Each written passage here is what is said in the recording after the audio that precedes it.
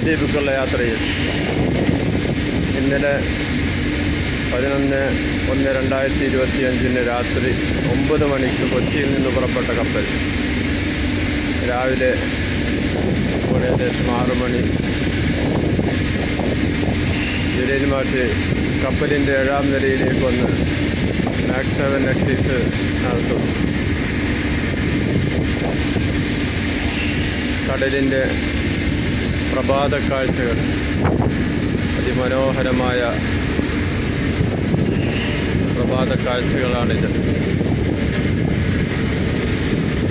കടലിൻ്റെ നടുവിൽ കരകാണ കടൽ,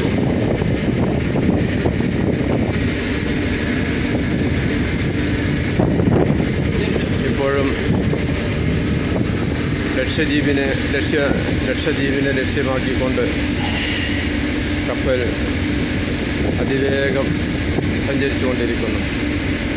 ഏകദേശം 8:30 മണിയാവുമ്പോൾ ലക്ഷദ്വീപിൻ്റെ ഉൾക്കടലിൽ കപ്പൽ ലാൻഡ് ചെയ്ത് അവിടെ നിന്നും ചെറിയ ബോട്ടുകളിലായിക്കൊണ്ട് കൽപ്പേനിയിലേക്ക് ഞങ്ങൾ യാത്ര പോകും.